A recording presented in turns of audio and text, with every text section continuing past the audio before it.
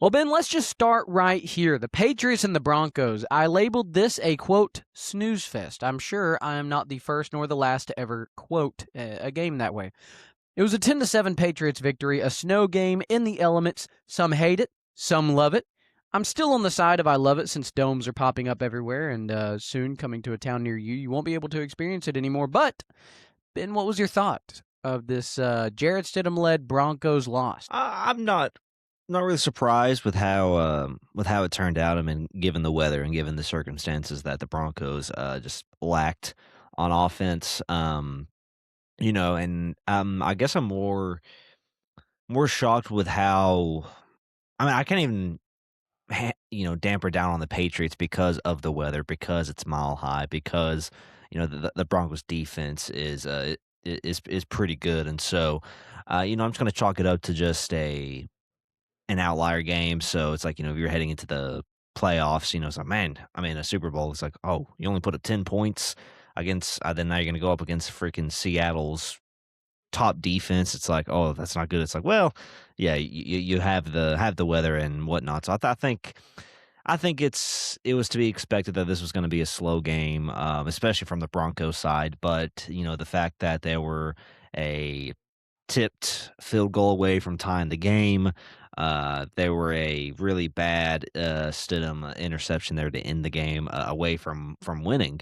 So I think the outcome, well, probably 99% of people picked the Patriots to win, and it was a lot closer than what we expected. But hey, it was still a one possession game. It still came down to the last drive, which is kind of what you want to see. And hey, to your point, love seeing the snow games. Love seeing, it just feels like outdoor games are going to be much more obsolete than now. And so having the snow games, especially um, in that heaviness of the AFC Championship game, the winner goes on to the Super Bowl. It was poetry. Only if Bo Nix was there, man. Only if Bo Nix was there to play, then I mean we could talk about a different story here. But unfortunately, the Patriots are going to the Super Bowl, trying to get their seventh. God, I can't let that happen.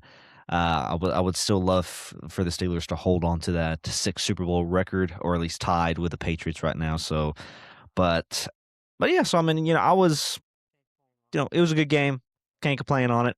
I'm just gonna again chalk it up to bad weather. So if you're a Patriots fan, you shouldn't be too worried about oh my god, we only put up 10 points. So, well, given the circumstances, again, it wasn't Yeah, I it think wasn't that I bad. think that with the weather, it actually helped. It actually helped the Broncos, honestly, because I think if the weather wasn't that bad, Oh yeah, then we probably would have seen the Patriots like demolish this Jared Stidham led Broncos team slightly more if it was just like normal weather.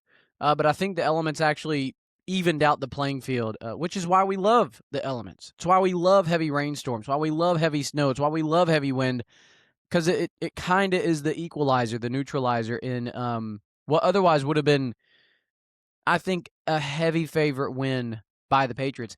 And we're going to talk about the Patriots Seahawks Super Bowl on Wednesday. We're going to talk about our, early thoughts, and then of course come back to it again next week. But I think for right now, it's definitely easy and great to point out the Patriots have had like one of the easiest paths to the Super Bowl in the playoffs. I mean, you go against a terrible Chargers offensive line to beat them. Then you go against, CJ Stroud, who we can just leave that right there.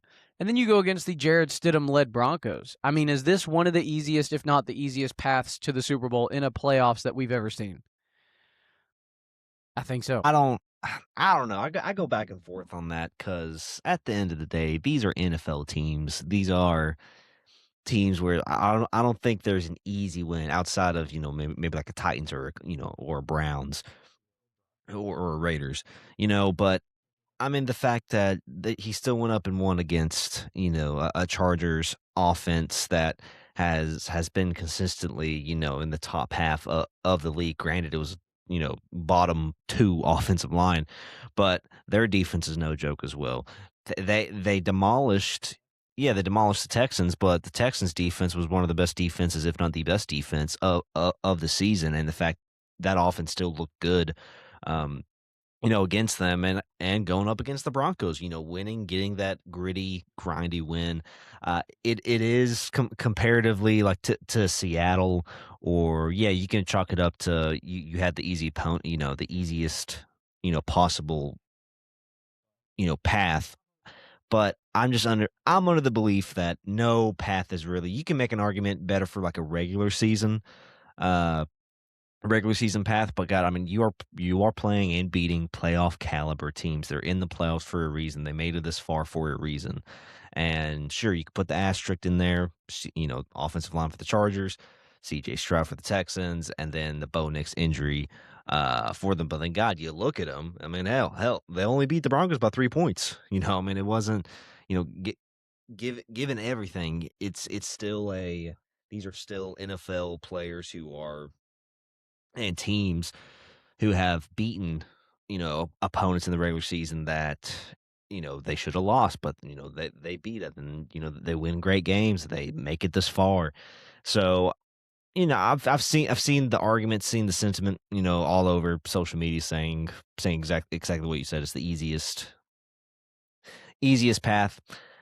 I mean, yeah, it it wasn't the hardest, like, it wasn't, a wild card, it's not like, for example, you're, playing the '07 Patriots, the 2010 Steelers, and, the 2017, Chiefs. It's like you're not playing all those in one playoff run, so, I mean, yeah, you're gonna be given probably the ideal situation of playing an injury-riddled team, offensive line team, Mm. but hey, they've looked good in every one of those games. So I'm not gonna say No, that no, no, they no. They don't definitely deserve deserve it it. Yeah, I think it's or just the path has been, it's been one of ease, if you will, and I think, which is what's going to make the matchup interesting when we talk about it Wednesday, of this high-powered Seahawks offense, is something that this Patriots team hasn't seen for 4 weeks. They've not seen a high-powered offense the last 4 weeks.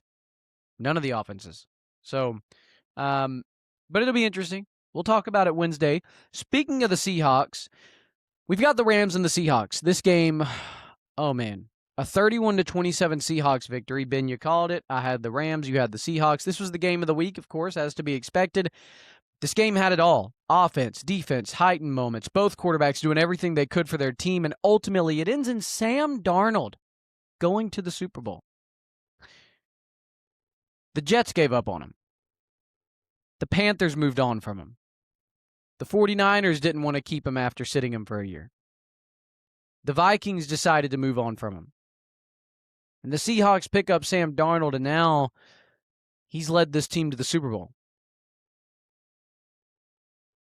Absolutely poetic.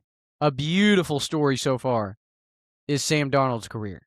Can he get it done in the Super Bowl? We'll see. Ben, what was your thoughts of this game? I mean, to your point, I thought it was expected that this was going to be the best game of the weekend, and it did not disappoint. I think Seattle. I mean, this is like one of the most complete teams I've seen in a while. I mean, the fact that defense, granted, they gave up 28 plus or 27 plus points against the Rams, but come on, it's the Rams. You got the Puka, you got potentially the MVP, which now it's like, God, well, who's going to win MVP?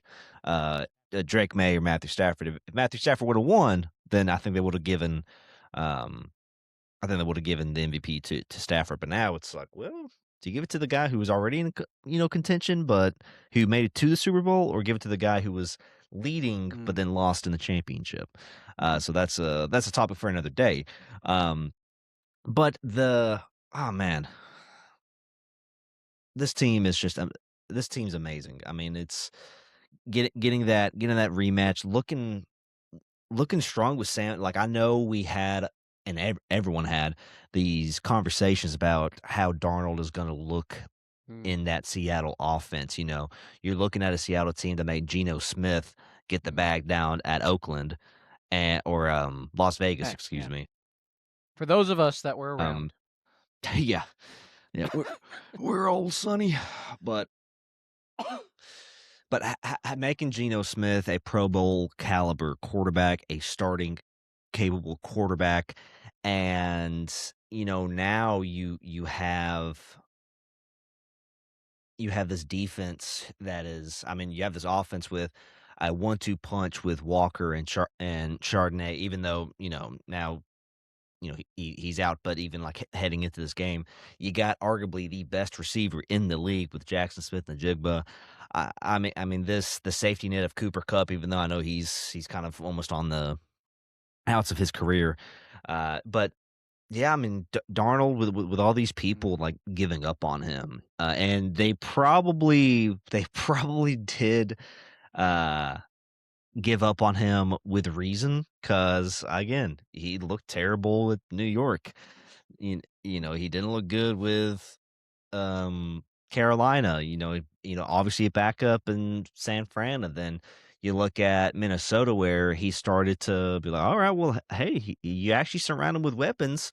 He could probably be good. He can probably, I mean, with, Addison and Jefferson and Hawkinson, it's like, okay, this guy can probably ball out. And so you go to Seattle with really outside of Jackson Smith and Jigba, the receiving course Right. relatively thin, but you have Mike McDonald who was just um transformed this team, and the defensive minded coach, coming from Baltimore, and then now being the head coach with Seattle, having a defensive minded, and then Darnold is just getting better with age, it seems like. It seems like, all right, hey, you put me in a good system, you give me a good running back, you give me, again, arguably the best receiver in the league. He's gonna ball out, and it's a great story, and to go back, earlier, probably like week 4 to week 6, whenever he threw like those 4 interceptions, everyone was harping on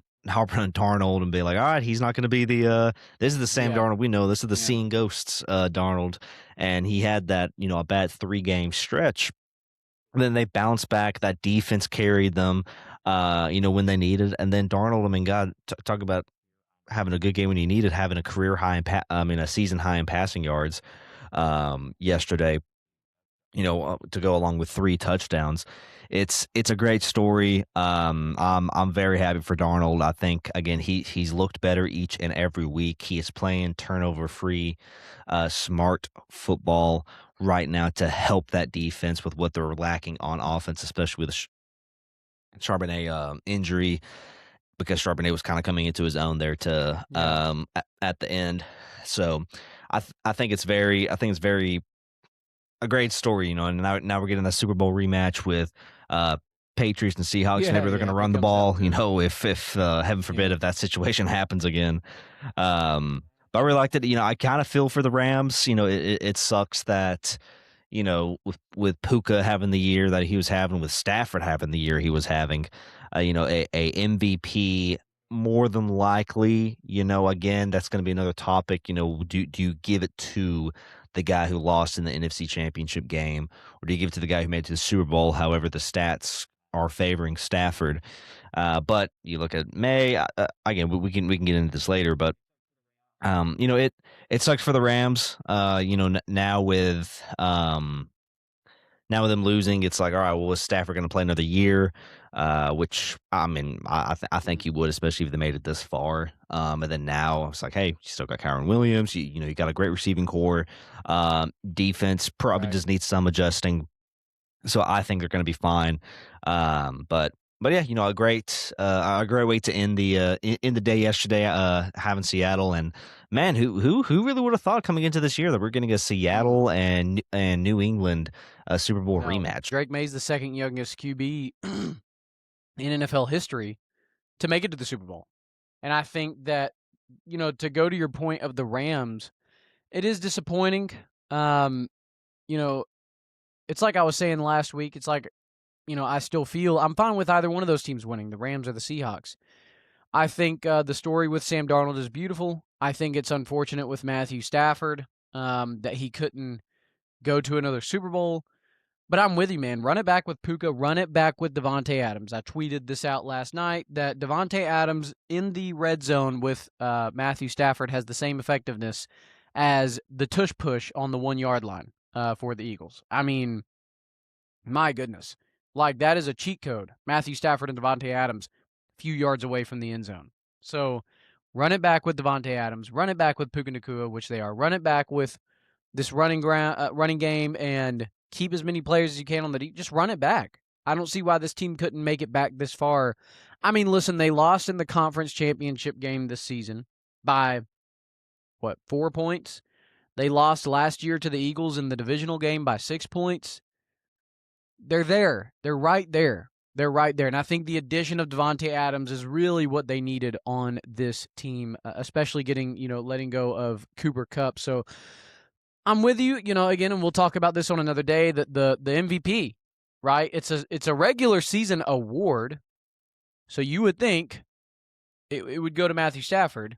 But then to your point, well, one of the two top guys is in the Super Bowl. So, we'll see.